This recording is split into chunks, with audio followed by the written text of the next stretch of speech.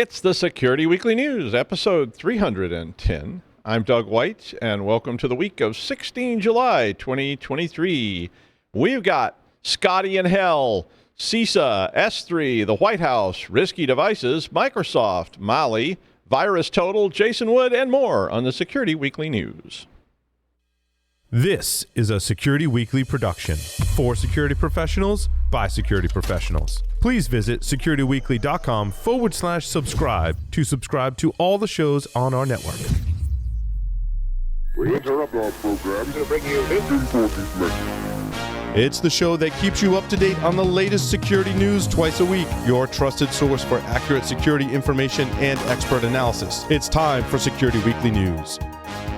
Why does multi-factor authentication have to be a pain for users? It doesn't. Beyond Identity is the most secure MFA on the market and the easiest to use. They ensure that every authentication is multi-factor by default, with phishing-resistant factors that secure access from the start. Beyond Identity safeguards organizations from breaches, data loss, and fraud by eliminating weak phishable authentication factors like OTP and SMS push codes. Go to securityweekly.com/beyondidentity to get a free demo. That's securityweekly.com/beyondidentity to get a free demo today. Are you constantly thinking about how to keep your enterprise as secure as possible? Get to know Chrome Enterprise, the trusted browser for security-conscious professionals like you. Its ease of use for IT and security teams and added access controls protect the remote, extended, and hybrid workforce, keeping your entire enterprise safe. Don't settle for a browser that compromises your organization. Visit securityweekly.com/Chrome Enterprise to learn more and start protecting your enterprise like never before. All right, welcome to Security Weekly News, episode 310. Thanks to Gary Larson for that Scotty reference in the title. So if you that's not my absolute favorite Far Side, but it's one of them. So this week, CISA, the United States Cybersecurity and Infrastructure Security Agency, they get the word security twice in their name, but I guess that's a good thing. But the CISA agency has developed a new fact sheet that is about free tools for cloud environments. As we all know, when you move to the cloud, you solve some of your problems, but there's not a lot of guidance other than the basics for securing your cloud. Everybody out there who's put stuff in the cloud has found open Bitbuckets and all these settings, and it gets really complicated really fast, even at a basic level. And, so you kind of know the feeling. Well, the fact sheet goes on and documents all the various free tools that CISA provides for you, such as the cybersecurity evaluation tool, the Secure Cloud Business Application Gear, the Untitled Goose tool, and all those other tools that they've made available. And all those free tools can help you evaluate your security posture. And this fact sheet does have other guidance about your cloud environment. So even if you're just an individual and you're using cloud-based storage or backups or whatever, you probably can benefit from some evaluation of your security posture in the cloud, because we constantly see compromise that comes from that very threat vector. So I put this article up because this was released from CISA this week. So if you want to check it out, it's all free, and what could be better? And speaking of that, and I actually had that story before I even saw this story, but then this story popped up. I haven't used any dating apps because my wife seems to put up with all my hijinks at Security Weekly so far, so I haven't needed dating apps, and they didn't exist when I met my wife, so, But I do know plenty of people who do use dating apps, and you know who you are. But anyway, apparently an open Bitbucket on S3, and I really didn't do that on purpose. I put the story here on purpose, but I saw the story a lot later. An open Bitbucket on S3, imagine that, is basically the Bitbucket was left unsecured on a dating service called 419 Dating Chat and Flirt. And it was this app belongs to Xiling App, which is a Hong Kong-based developer. So the exposed data that was in this Bitbucket included the names, emails, geolocation data for mostly U.S. and Canadian customers. It also apparently exposed private user messages, chat logs, audio files, profile images, private pictures, pretty much everything that people put on dating apps. So the researcher who found this said that 340 gigs of data included 2,357,896 separate files and 600 compressed server logs. And they said that the server logs revealed over 260,000 email addresses belonging to customers. So the company that found this is called Security Discovery, and they basically published their findings on VPN Mentor yesterday. Security Discovery went on and said it was unclear how long this data had been exposed or if anyone had actually gained access to the collection. They will now. They went on to say that the data was easy to cross-reference and that you could match up the usernames, emails, images, logs, and geolocations. So, yeah, that's pretty bad. But shortly after this, the 419 dating chat and flirt app was removed from the Google Play Marketplace and from the Apple App Store. But the leak also apparently affects two other dating apps that are called Meet You, local dating app from Enjoy Social app, and Speed Dating app for American from My Circle Network Corp. So just a quick security note from the experts. If the app is called Speed Dating app for American, I would pretty much avoid that. And I would pretty much not take the 10,000 five-star ratings that say things like, wonderful, I meet love of life and now married with extra benefit. So basically, if it sounds like that, I would just stay away from it in general. The other apps did claim that they were separate companies, but according to Security Discovery, it's likely they do what a lot of these things do, which is they clone the source code and change the name and put it on a separate domain in order to get more people with different, browser with different app names. So there's probably like 100 more of these things out there. So be careful out there. Whatever you're doing, whether you're dating or whatever you're doing, I would be careful. In that same light, the United States White House has announced a new initiative which will advocate labeling smart devices which are considered safe to use and subsequently less vulnerable to attacks. Now, the program, which was originally proposed by the Federal Communications Commission, which is the FCC, will place a U.S. Cyber Trust Mark shield on products which meet specific cybersecurity criteria. I mean, I applaud the idea, but what could go wrong, right? I mean, it does worry me a little bit, too. People take that and go, yeah, okay, this means we're safe, right?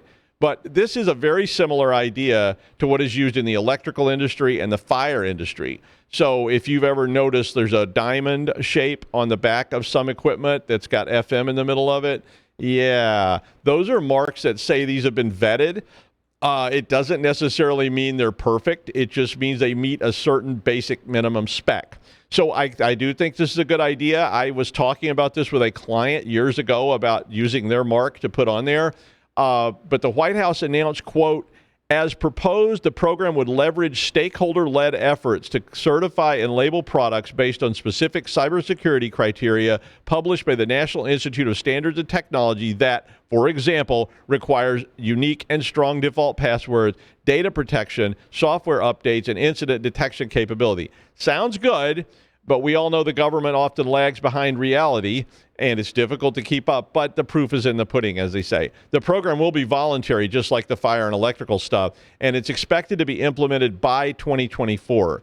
I presume it will be followed shortly by what requirements specifically they're going to use, and that pretty soon after that, government entities may only use devices that are so labeled. So, my cynical nature says this is all just lobbying, but at the same time, my security hat says it can't hurt. So anyway, in a new report from Forescout called The Riskiest Connected Devices for 2023, there are 7 brand new entries that had not been on this list before.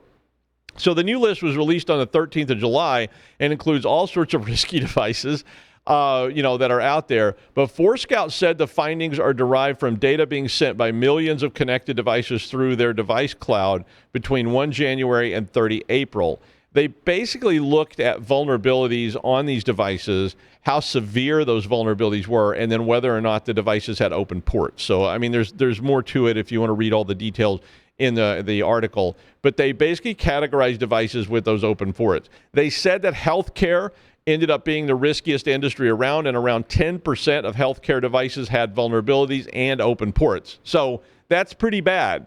And along with all the usual suspects, they did add some new things to their list. They have 4 categories on this list. It's like IT, IoT, IIoT, and then, OT, and then IOMT, which is medical stuff. But they added network attached to storage. Had not been on their list before. Engineering workstations is now on their list. VPN gateways, out-of-band management devices, security appliances, remote terminal units, and wait for it, blood glucose monitors. Yay! That always makes you feel better. IP cameras were the most persistent IoT device at risk. I think we knew that. But PLCs, programmable logic controllers, IPS, and building automation controllers were the highest risk in the IIoT realm. Healthcare workstations were at the top of the medical category. The report is in those 4 specific groups. It is an interesting report that might be worth your time to review, if for no other reason than to just reconsider all the things that you have on site. Well, after a high-profile attack on U.S. government agencies, including the Secretary of Commerce, Gina Raimondo, who cropped me out of a photo and she'll never be forgiven, but that happened last week, Microsoft is now being criticized for fees associated with accessing security logs, which may be preventing customers from, accessing their logs. Velexity, who reported on this, said that their security firm was working with an impacted organization who'd been notified by Microsoft about this email attack, but they could not find any evidence of the attack at the customer because of the customer's license level. They said the customer's license was too low to get log info. Wow. Apparently, we've talked about this before, but apparently the email attacks were logged by the mail items access log, but that particular log is not available to customers with lesser licenses. Only people with more expensive plans. It's kind of like when you're sitting in coach on the airlines and you ask for something to drink and they just spit in your mouth instead of handing out free drinks like they do in first class. You ever notice how they make you walk through first class and you see all these shining stars laughing it up with their bottles of champagne that was free?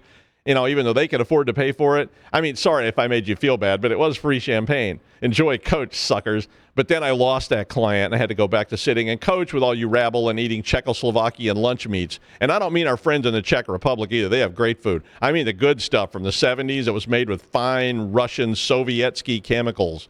That's a good lunch. Okay, where was I? Anyway, the attack was by an APT called Storm 0558.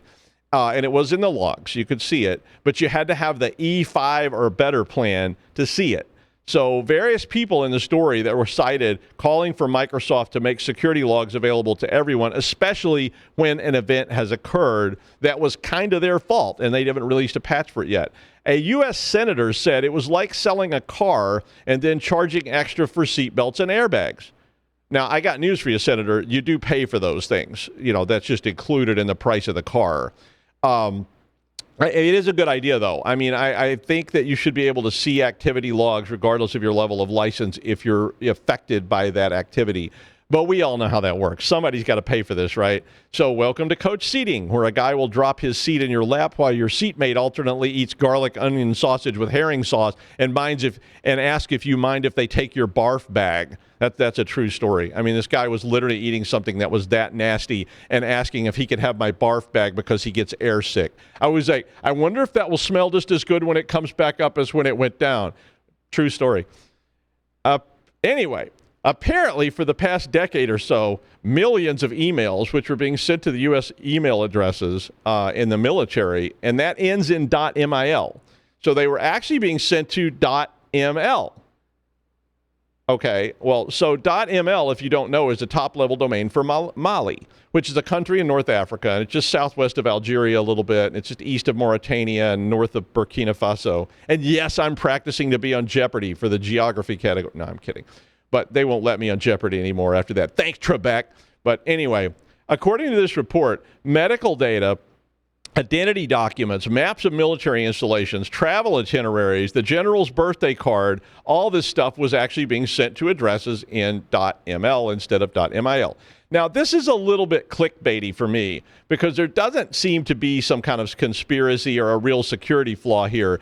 If you send an email to Sergeant Bilko at army.mil, and instead of putting .mil, you put .ml, that doesn't mean that this email actually went to some random individual in Mali unless there was a server actually receiving that mail. Just the potential is there. But here's the scary part. So this person named Johannes Zurbier, who runs Mali Dilly in Amsterdam, is the manager, it all sounds sketchy so far, is the manager of the top-level domain who said they were getting all this email for .ml. So he said all kinds of stuff was coming in for Army.ml and Navy.ml, and subsequently set up a system way back when to catch this email. So Zerbier said they tried to alert the government in 2014 and 2015 about this and had to shut down the collection tool he was using for it because they got so much email at these addresses. Well, in January 2023, Zerbier started collecting these emails again and said that they had around 117,000 or so this year. Which means that somebody could register Army.ml and Navy.ml and so forth. The U.S. Department of Defense said they're aware of the issue and they have systems in place to prevent incorrect addressing by blocking outbound messages. But, of course, they can't filter messages being sent to .mil because, they're being sent from other servers. So, presumably, none of this would, of course, be classified data. And, of course, theoretically, no classified email would be being sent on any of these servers, even inside of .mil, because those servers are all supposedly isolated. But Zerbier said that travel agencies who book military personnel on trips are frequent offenders. And so if you didn't get your tickets to Baden-Baden, well, now you know, and maybe somebody somewhere else in the world also knows. So they probably need to work on this somehow. I'm not sure exactly how you fix it, though. Maybe they need to get better subcontractors who actually know how to type in addresses instead of using people that can't even get that straight. All right. Whew. Well, a subset of customers registered with VirusTotal had their data leaked when an employee inadvertently uploaded the information to a malware scanning platform. Oops. Around 5,600 names in a 313 kilobyte file was leaked and disclosed it to Der Spiegel and Der Standard, which are two German entities or news sites. Google, who owns VirusTotal, said that they had taken immediate steps to remove the data, but the data did include accounts linked to U.S. Cyber Command, the Department of Justice, the FBI, and the NSA, along with accounts from other governments in Germany, the Netherlands, Taiwan, and the UK. So, ouch. Again, here's a third-party contractor, et cetera, et cetera. Okay. We've seen that before. Well, after a shocking video was made in the suicide forest, he started an energy drink company and apparently jogged shirtless, covered in oil around Marienplatz at dinner time. Wait, I think that was my intro for Logan Paul. Sorry. Meanwhile, here's Jason Wood. Hey, everybody. I have no idea what to make of that introduction. We were having dinner in Marienplatz, and one of the people I was with said, that's Logan Paul. And this guy in really short shorts who was completely covered in oil and looked like he'd probably spent some time pumping up before his run was running through one of the most populated areas of Munich at dinner time, obviously wanting to be seen, because if you actually wanted to go for a jog, there's a beautiful jogging trail that's right across the river, just really near there, that you could have gone and run to your heart's content and not been hassled by fans. But, when you put on lots of oil and run through Marienplatz at dinner time, you probably are just trying to be seen. I think you might be onto something there. I don't know. Wow. So, hey, I don't know if everybody noticed, but we've got to this point in the show without talking about AI. And now I'm going to break that and we're going to talk about AI. Obviously, this has been a huge splash in the news for quite a while since ChatGPT made their big announcement about all the stuff they're able to do, and their user base exploded, and everybody's now interested in generative AI. And I've noticed as you're reading through all of these articles and opinions on it, it's either going to be the greatest thing ever since ice cream or something like that, or it's going to be the most terrible development in the history of the world, at least since Oppenheimer and gang set off the gadget in New Mexico.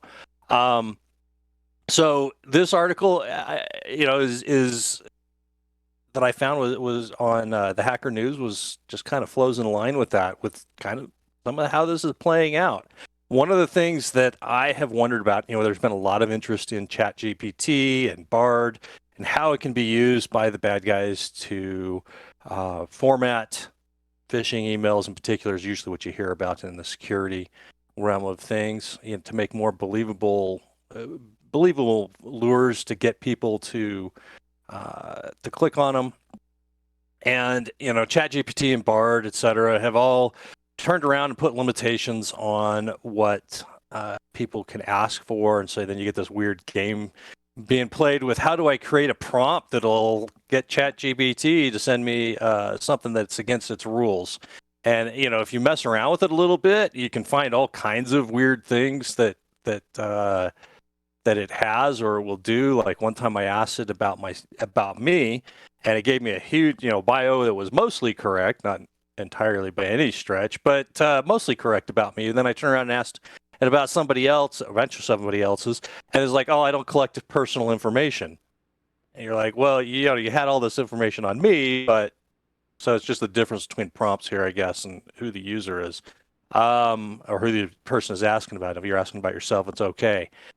Anyhow, I'm sure many of you out there have experimented with this and tried to come up with their own way of getting around these restrictions. And you'll see things out there about, hey, this works, at least until somebody updates the model and it stops. Now, the bigger question I had was, hey, what happens when the threat actors decide to use their own AI application that mimics ChatGPT but has all of the guardrails removed?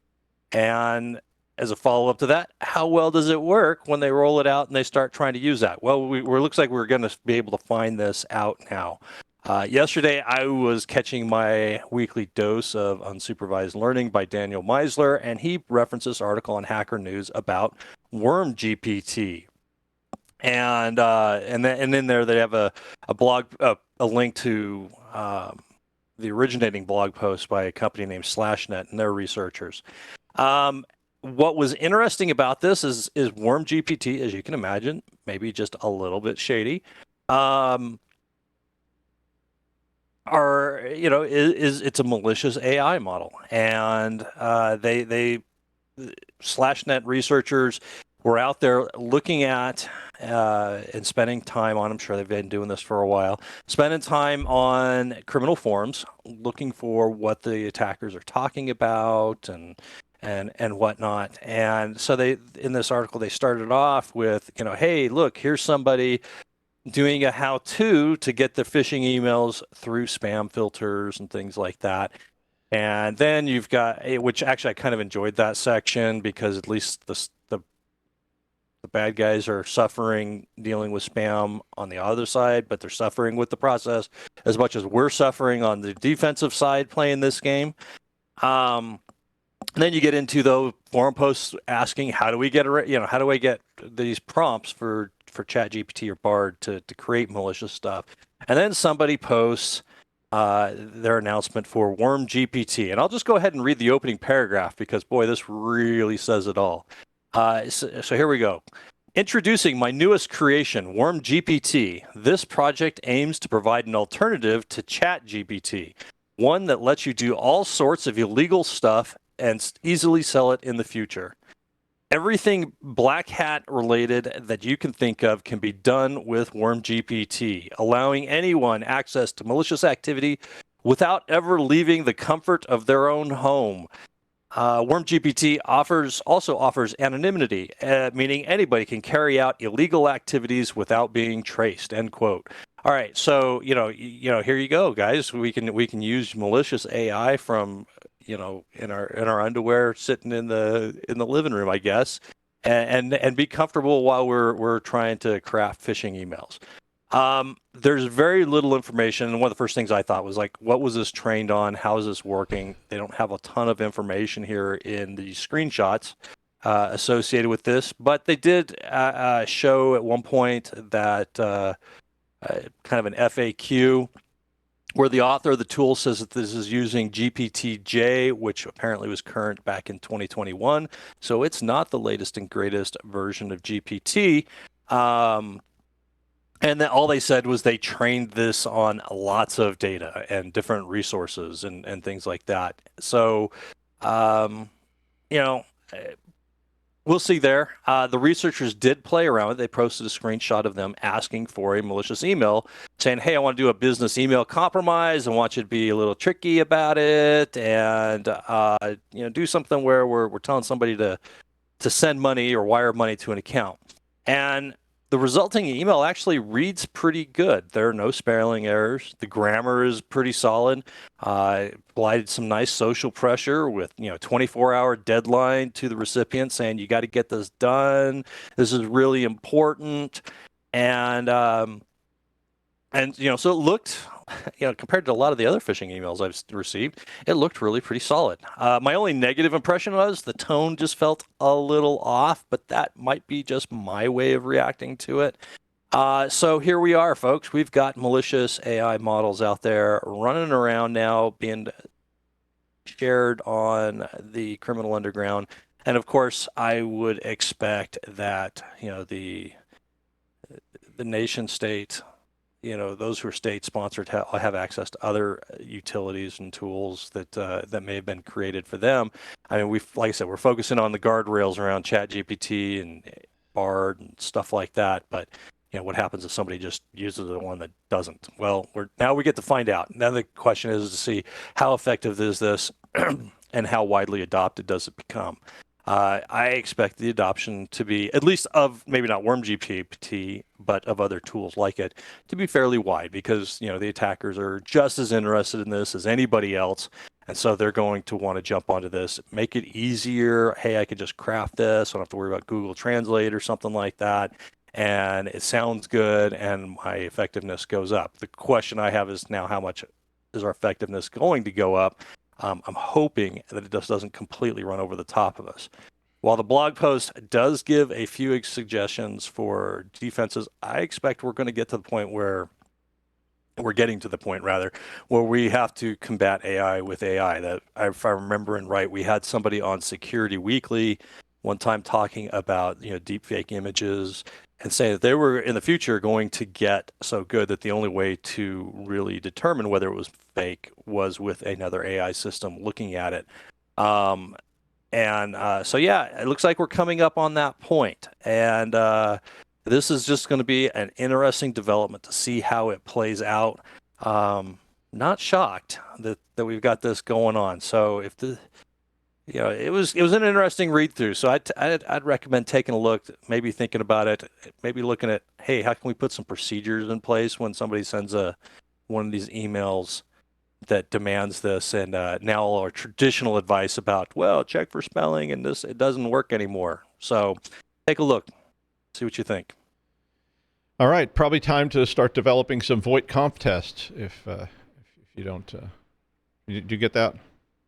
What's that? A VoIP conf test. I was going to see if anybody gets that reference.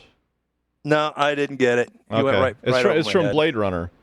That was the test. You see a tortoise lying on its back in the hot sun in the middle of the road, and that was what Harrison Ford was giving all the replicants tests with, was a VoIP conf to try to determine if they were replicants or not, because I guess it was too difficult to see if they had blood. I was like, wouldn't it just be easier to just I don't know. Shoot them in the leg and see what happens. Yeah, like if they grab you and throw you off a building, then it's probably a replicant, but regardless.